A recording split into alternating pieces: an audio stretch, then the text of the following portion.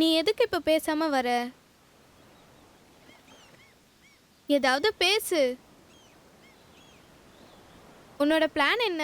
ம் ம் அதெல்லாம் இருக்கு, நான் சொல்றேன். நீ என்கிட்டயாச்சும் சொல்லு. என்கிட்ட ஒரு பிளான் இருக்கு, நீயே பாப்ப.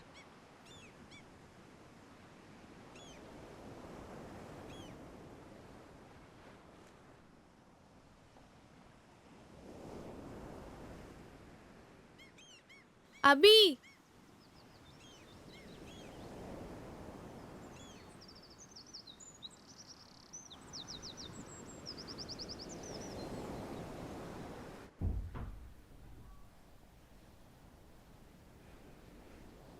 குழந்தைங்க. அக்கா, அக்கா, சாம், குழந்தைங்க. நான் உள்ள படுக்க வச்சுட்டு தானே போனேன். அங்கதான் இருப்ப, போய் பாரு. நான் பார்த்துட்டேன், எங்கேயும் இல்ல. நீ சரியா நான் பாத்து எல்லா இடத்துலயும் தேடிட்டேங்க. சாந்தி கூட இருப்பா பாரு. அக்கா, வீனஸ், எங்க போற?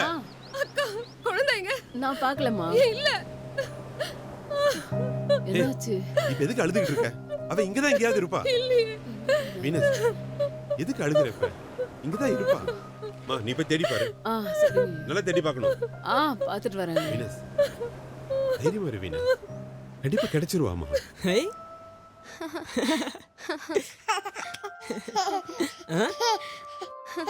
என்ன? டேய், இதுக்கப்புறம் இந்த பாப்பாவை திரும்ப கொடுக்க வேணாம், சரியா? என்ன செல்லம்? என்ன? டேய், டேய் அபி, என்ன காரியம் பண்ணி வச்சிருக்க? ஏன் குழந்தையை தூக்கிட்டு வந்த? டேய், உன்ன டேய் வேணாம். டேய் நான் சொல்றேன்ல. எதுக்கு தான் இப்படி பண்றீங்க? வேணாம். விடு. நீ வா. வா.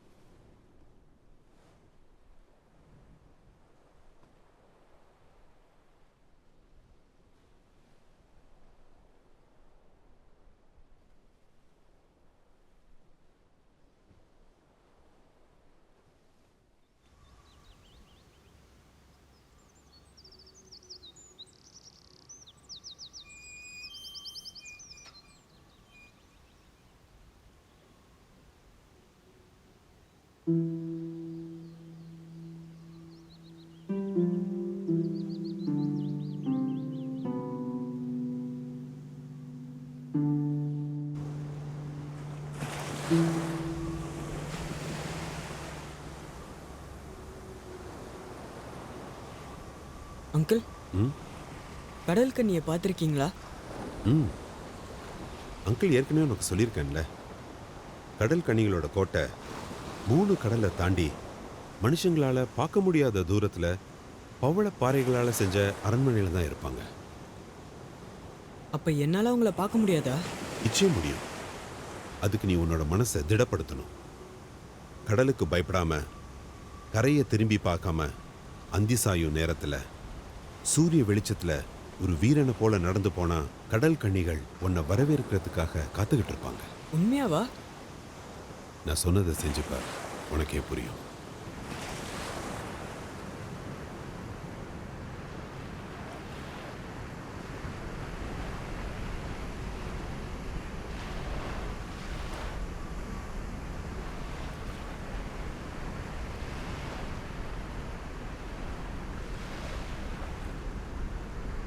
மேகங்களின் இடையில் இருந்து கடல் மேல் படுற தங்க வெளிச்சத்துல தூரமா தெரிகிற பாறைகளை நீ இலக்கா வச்சு நடந்து போனா அங்க பவள மாலைகள் அணிந்த கடல் கன்னிகள் உனக்காக காத்திருப்பாங்க.